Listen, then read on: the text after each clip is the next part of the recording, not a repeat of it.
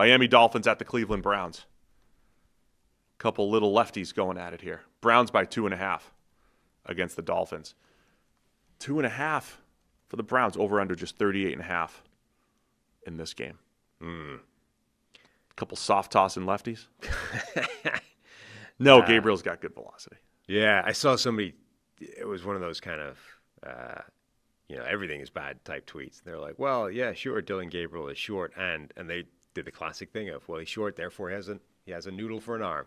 And you're like, well, no, he doesn't, though. I think obviously last week was not where the Browns offense wants to be, right? Dylan Gabriel dropping back a million times, them not being able to run the ball at all. Get right spot for that is you're going against Miami's defense that can't stop anything on the ground. They're giving up over 5 yards per carry. They're giving up almost 2 yards before contact per game or per carry or per rush. Quinshon Judkins, we've seen before, like the Browns really want to use him as an every down bell cow workhorse running back. They would like that for Dylan Gabriel as well. I feel like this offense will actually hum against the Dolphins defense. They're going to run the ball relentlessly. Dylan Gabriel can operate the pass game off the back of that, the short, stuff over the middle to tight ends, Harold Fannin. I think that this is going to be a get-right spot for Gabriel. Every offense's get-right spot is against the defense of the Miami Dolphins. Yeah, I think it wasn't just the run game. I thought that first start by Dylan Gabriel, where they just went. Yeah. It wasn't all run, pass, but it was run, it was play action, it was screen, it was that's the game flow that they're looking for here. They don't want last week where Dylan Gabriel threw 900 passes between 5 and 12 yards over the middle of the field, and that's their offense. By the way, the number of times that Dylan Gabriel threw it without his receivers looking, like he's got the quickest time to throw in the league. And I don't know if it's by design or if he's just like so much smarter than all of his receivers. Like, man, I'm just seeing this faster and better than you throwing before you're even ready. The number of times he was hitting dudes in the helmet or just throwing when they weren't looking last week. And by the way, if they turn around, they're open. Now they're open. They might get popped by a safety, but they're open. So yeah, I'm interested in the Gabriel thing. We're 1 week away. I don't know if the Shouty shows did they go off on last week's performance yet? Probably. That was why they were clamoring for Shedeur to start and trade him away if you're not going to start him. Haven't seen the fodder. How could you put this guy in? Like, if they lose to the Dolphins and Dylan Gabriel doesn't look good against the Dolphins, we're getting all the Shedeur takes. Get him out there. Yeah. Which, by the way, I'm not against seeing Shedeur within the next few weeks, right? We're going to see him at some point. Just have some patience here. This is all going according to plan. I said at the start of the season we were going to get a month of Joe Flacco, we're going to get a month of Dylan Gabriel, then we're going to get a month of Shedeur Sanders, and then we're going to figure out how to stitch together the last month of the season with whatever's left standing. That's been the game plan for Cleveland. And then we're on to the draft, where we have 2 first-round picks, and hopefully a quarterback has emerged at that point as the guy we want to draft. And just get Dante Moore in there with those guys. What's the weather report here? Windy with to his arm.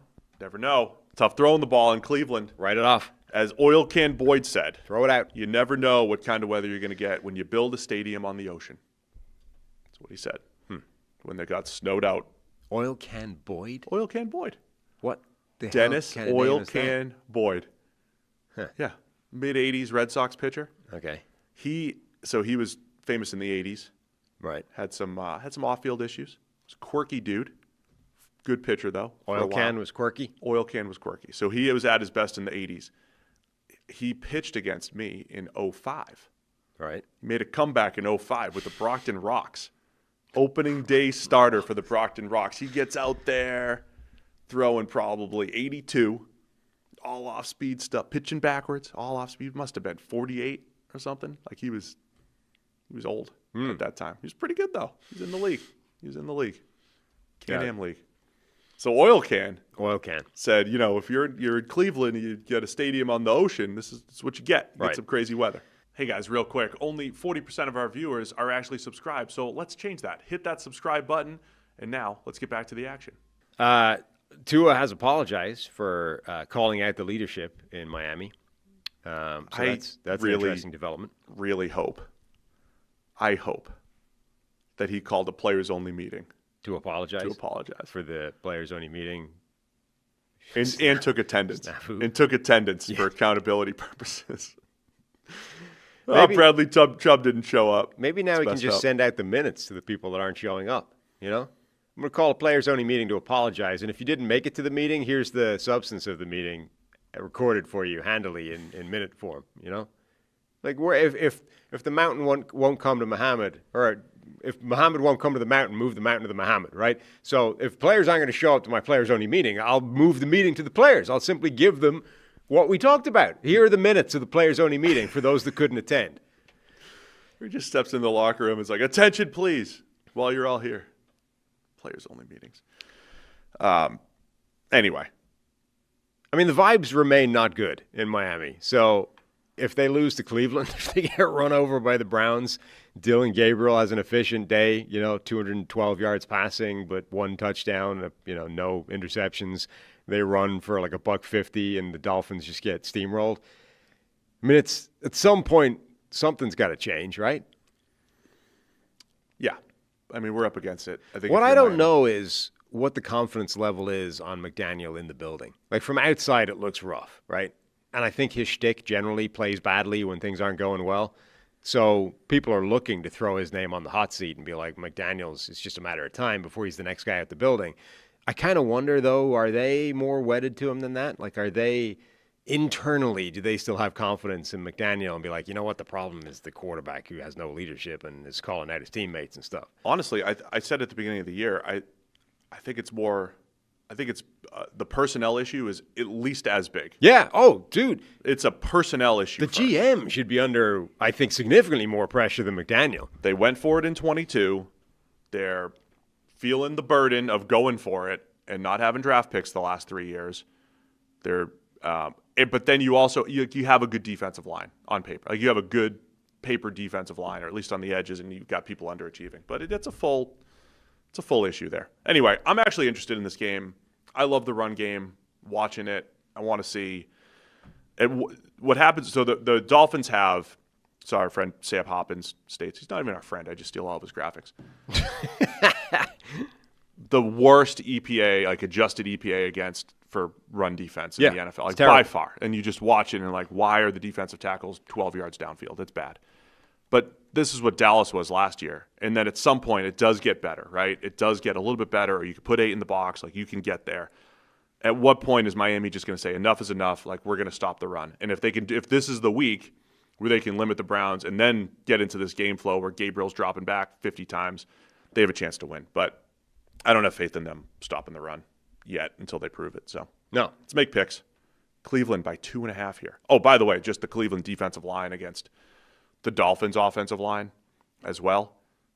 Quick pressure. Tua, he's got to be on point here. Yeah. The one other matchup, by the way, Darren Waller, as he emerges, Grant Delpit on the other side, likes to usually cover in tight ends. Fun little matchup there if you're watching the game closely. Keep an eye on it. And honestly, it might have been a matchup to watch for a different reason at the start of the season, but Patrick Paul going up against Myles Garrett is actually kind of fun. Patrick Paul is playing legitimately pretty well at left tackle for the Dolphins. Now, obviously, he's always aided by the Tua quick release and all that kind of stuff, but Myles Garrett is a monster and difficult to stop, but Paul's done a good job so far this season. I know it doesn't look great on paper. I'm interested in the game, though. I think it'll be fun. Yeah. And I like seeing the Dolphins go to cold weather cities, even though it's October. See what they can do. It's been, when is this game? Middle of the day. I mean, it could be 80 degrees in Cleveland the way the weather's been this week. Hey, Siri, what's the weather in Cleveland this Sunday at 1 p.m.? What? What does Siri say? 67 with showers. Ooh, showers. Rain, small hands. It's going to be a problem. Little poo-armed lefties throw it in the rain. What were Dylan Gabriel's hands? Massive. Probably huge because he's got a good arm. They weren't big. He had like 9-inch hands, I think. He was only just the cutoff. Oh, yeah. 94%. It's 20 to 30. This is what I'm saying. We got wind and rain for a couple of small-handed lefty quarterbacks. Yeah. Cleveland 9-6. No wonder it's going to be a run-heavy game. I got Cleveland 9-6 to cover and win. Yeah, I'm taking the Browns. This is not going to get. I guarantee you will not find another podcast that in a Miami Dolphins Cleveland Browns preview Simply writes off the game as a windy, wet encounter. That first. Asked Siri about the weather to influence their analysis and mentioned Oil Can Boyd. No, all at the same time. Definitely the only podcast out there this week that's mentioned Oil Can Boyd. Former opponent. Yeah. Not a teammate. Shared a field with him. Shared a field with Oil Can. We beat them. Harry's taking the Dolphins here. I don't know if Harry's checked the weather report. Thanks for watching all the way to the end of the video. Check the Mic is live every Monday, Wednesday, and Thursday, so be sure to hit the subscribe button so you don't miss a thing. And the all-knowing algorithm is convinced you'll also like these videos, and who are we to argue?